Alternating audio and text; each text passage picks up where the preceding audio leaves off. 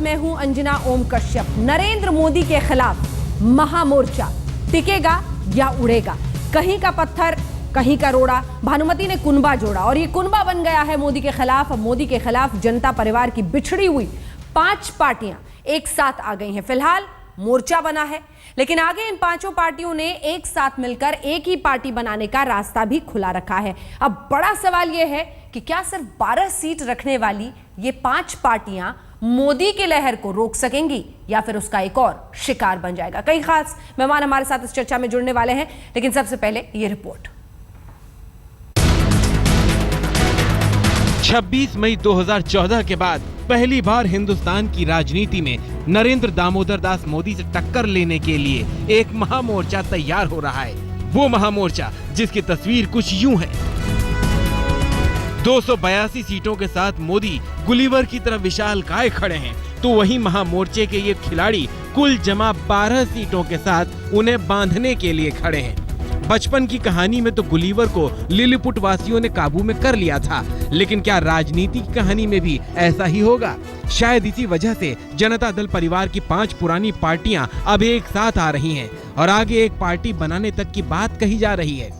राजनीतिक तौर पर यह सहमति बनी है कि हम लोगों को मिलना है, एक साथ काम करना है, और हमने इसलिए कहा कि ये जो एकजुटता है ये एकात की तरफ भी बढ़ सकता है। हमारा हल जो आज नाधे हैं हल, हम लोग उसी दिशा में जोतने जा रहे हैं खेत को। एक पार्टी सब ऑप्शन खुला गया हो जाएगा। एक हो के हमको या सब फॉर्मेलिटी सब तैयार होगा।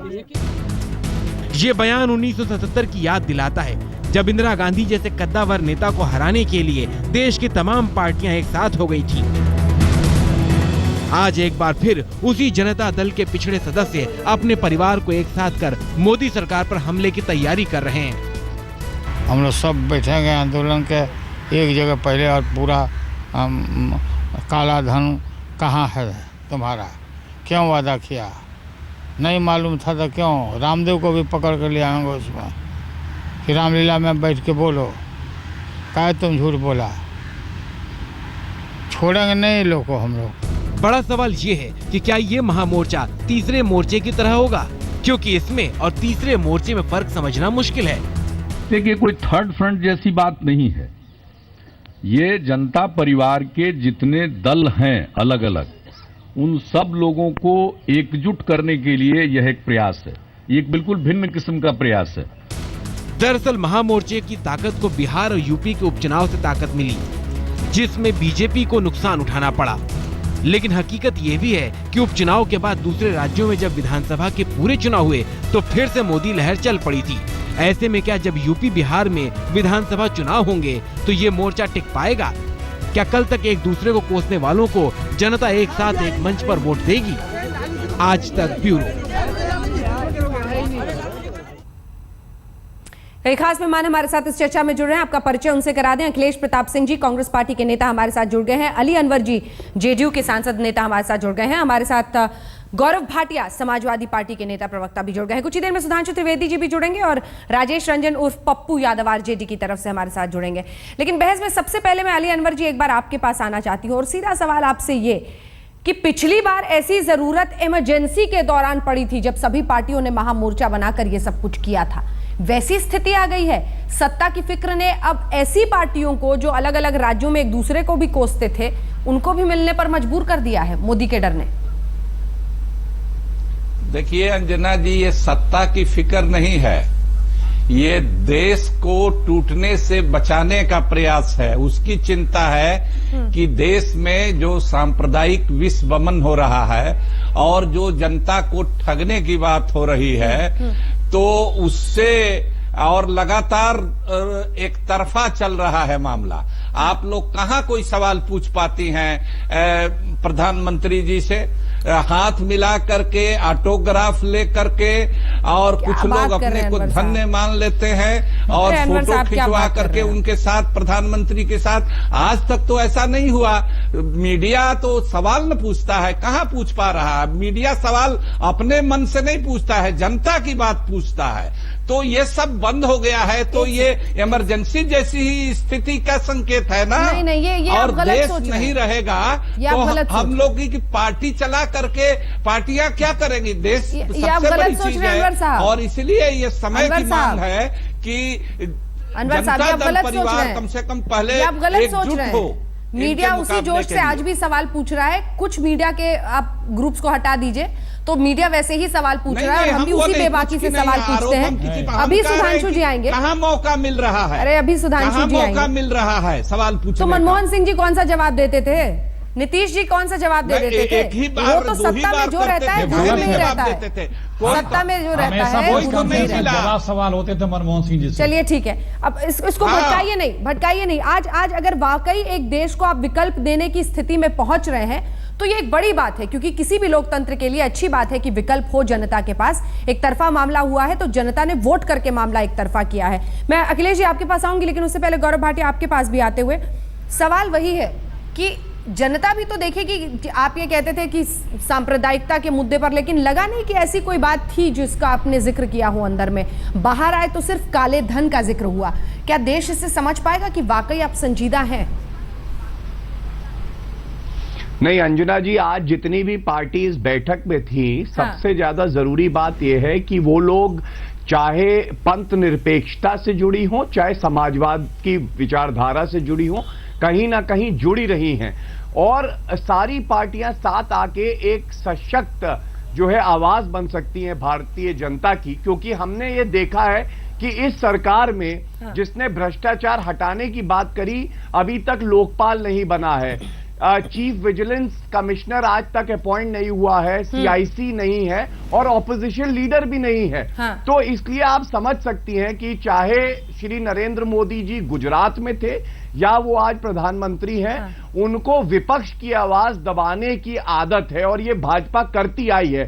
तो जब एक विचारधारा है तो साथ खड़े होके मजबूती से अपना पक्ष रखेंगे तो मेरी समझ से उससे और लाभ होगा। और जैसे मैंने आपसे कहा कि विचारिक जो बात है, जहां तक समाजवादी सोच और पंथ निरपेक्षता की बात है, ये जो पार्टी आज मिली आपस में, ये सब इस सोच से जुड़ी हैं।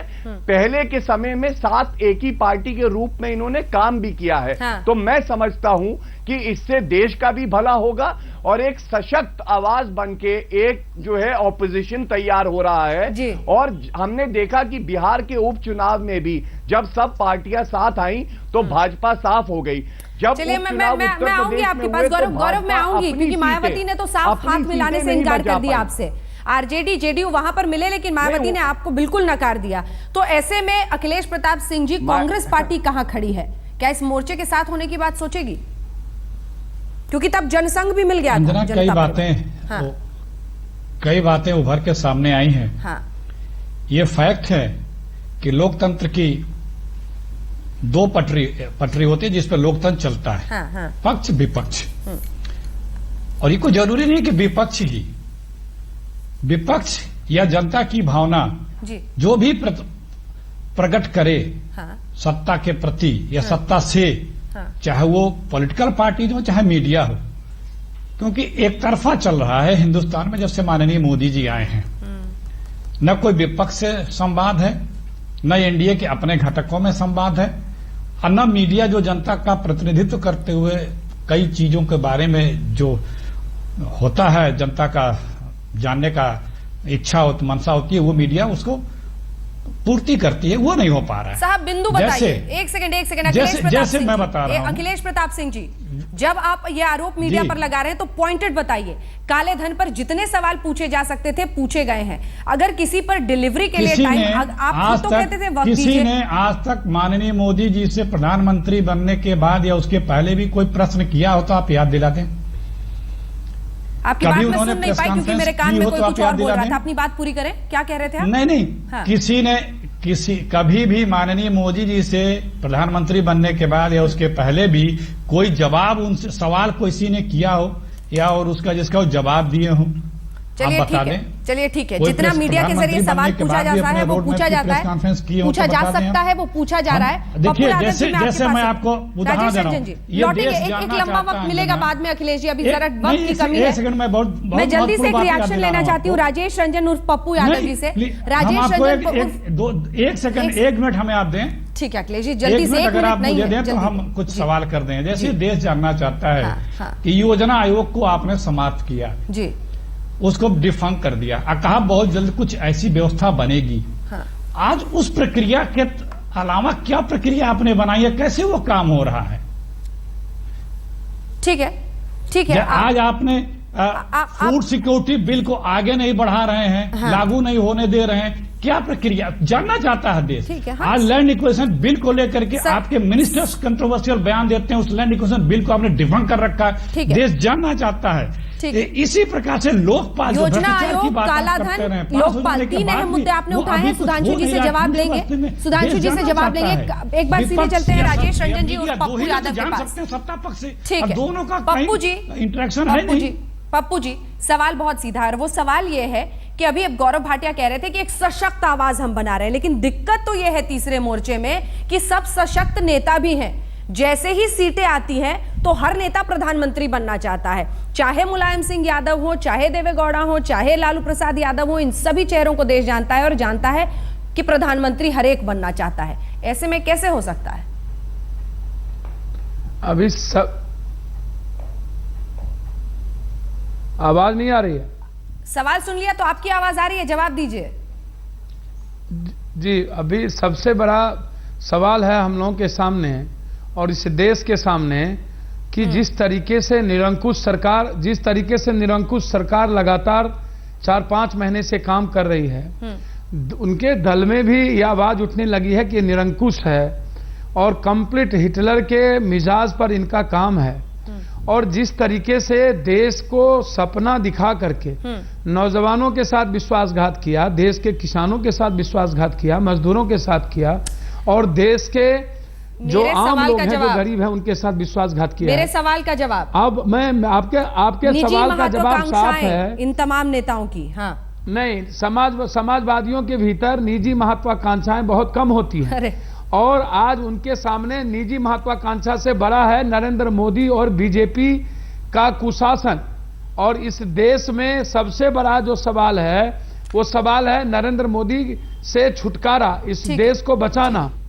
ठीक है, पूरा जवाब आपसे लेंगे। सुधांशु त्रिवेदी जी भी हमारे साथ जुड़ गए हैं। सुधांशु त्रिवेदी जी, इमरजेंसी जैसी परिस्थितियां हैं, अली अनवर साहब कह रहे हैं, और इसीलिए विपक्ष की इन तमाम पार्टियों को एकजुट होकर अब लड़ना है। जवाब लेंगे उन खास मुद्दों। महामोर्चा टिकेगा या उड़ेगा, ये सवाल पूछेंगे, क्योंकि ऐसे मोर्चे का इतिहास पिछले वर्षों में कम से कम ऐसा रहा है कि कोई उस पर भरोसा नहीं करे। निजी महत्वाकांक्षाएं सभी नेताओं की आड़े आती रही हैं एकजुट होकर काम करने में।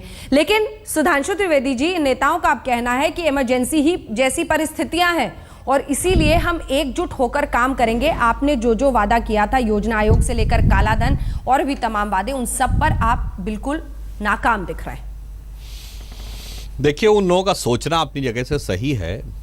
ये वाकई उनके लिए आपातकाल जैसी स्थिति है, क्योंकि उनको अस्तित्व को बचाए रखने की एक विवशता दिखाई पड़ रही है। आप इस घटनाक्रम को देखिए तो भारत की राजनीति में ये एक तीसरे चरण का युगांतर है। पहला युगांतर इमरजेंसी के समय आया था 77 में, जब सिंगल पार्टी रूल से मल्टीपल पार्टी रूल की तरफ गए थे। सारे के सारे दल कांग्रेस के खिलाफ एक लामबंद हुए थे। मैं धन्यवाद देना चाहता हूं इन सारे समाजवादियों को। इन्होंने ही दोहरी सदस्यता के मुद्दे पर भारतीय जनता पार्टी को जनता पार्टी से 1979 में अलग किया और आज आप देखिए एक पीढ़ी के बाद हम कहीं बड़े हो गए और अब स्थिति क्या हो गई है कि भाजपा के खिलाफ सब एक हो रहे हैं। इसका मतलब जैसे एक दौर था कि कांग्रेस भारत के केंद्र में थी, अब दौर बदल के युग बदल कर भाजपा भारत की राजनीति के केंद्र में आ गई है और सभी प्रकार के दल ये तो राजनीतिक रूप से आपने बात की सुधांशु जी, ये तो राजनीतिक रूप से आपने बात की। कौन सी पार्टी कहां खड़ी थी, कहां पर पहुंची। एक सेकंड, सवाल ये था उनका कि क्या वाकई इमरजेंसी जैसी परिस्थितियां हैं? पप्पू यादव कह रहे हैं कि तो हिटलर जैसा काम करते हैं, एक ही पार्टी, एक ही सोच, सबका मुंह बंद कर दिया है, ऐसी है क्या स्थिति? देखिए, ये सारे दल जो व्यक्तिगत अधिनायकवाद की पराकाष्ठा, which shows the height of the personal despotic rule, जिसमें एक व्यक्ति और एक परिवार के अलावा किसी की कोई सुनवाई नहीं है, यहां तक कि सांसद और विधायक बनाने में अपने परिवार के 1, 2, 3, 4 नहीं, भाई, भतीजा, मामा, चाचा, फूफा, ताऊ सबको बना के जो लोग खड़े कर रहे हैं, वो आज दुहाई देते हैं कि साहब यहां पर तो व्यक्तिगत रूल चल रहा है। ये कितना विरोधाभास है उनके आचरण में और उनकी बात में। महत्वपूर्ण सवाल है। गौरव भाटिया जी आप भी और पप्पू यादव जी आप भी तैयार रखिएगा जवाब, और अखिलेश जी ने पहले ही उंगली उठा ली है तो उनके पास भी चलेंगे। हालांकि इस मुद्दे पर शायद अली अनवर साहब थोड़ी आराम की सांस ले सकते हैं, नहीं तो अन्य पार्टियों को तो वाकई एक नेता और उसके परिवार ने जागीर बनाकर